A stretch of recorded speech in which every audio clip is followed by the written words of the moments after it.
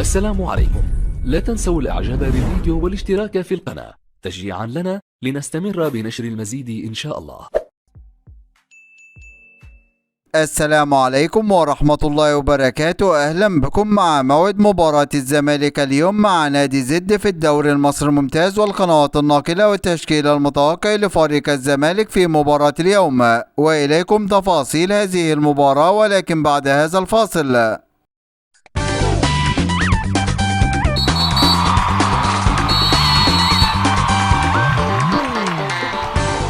يستعد فريق الزمالك لمواجهة فريق زد في مباراة اليوم، وذلك في إطار مواجهة الجولة السادسة من بطولة الدوري المصري الممتاز. ويحتل فريق الزمالك المركز الخامس في جدول ترتيب الدوري المصري برصيد 8 نقاط من 5 مباريات، فاز في مباراتين وتعادل في مباراتين وهزم في مباراة، ليكون الفارق 5 نقاط بينه وبين فريق بيراميدز متصدر جدول الترتيب برصيد 13 نقطة. بينما يحتل فريق زد المركز الثالث في جدول ترتيب الدوري المصري برصيد 9 نقاط من 5 مباريات، فاز في مباراتين وتعادل في 3 مباريات، ليكون الفارق نقطة واحدة بينه وبين فريق الزمالك. وسوف تنطلق هذه المباراة اليوم الجمعة الموافق 3 نوفمبر 2023 3/11/2023 في تمام الساعة السادسة مساء بتوقيت تونس والمغرب والجزائر، 7 مساء بتوقيت مصر والسودان وليبيا وفلسطين،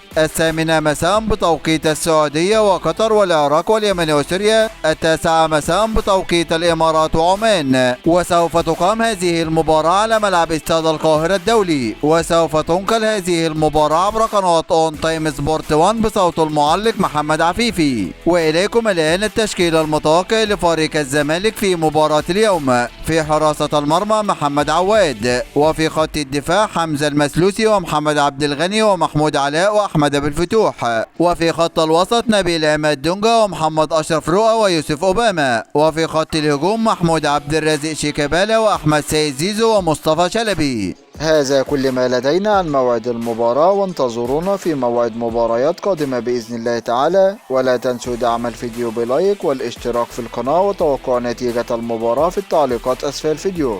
دمتم في أمان الله، والسلام عليكم ورحمة الله وبركاته.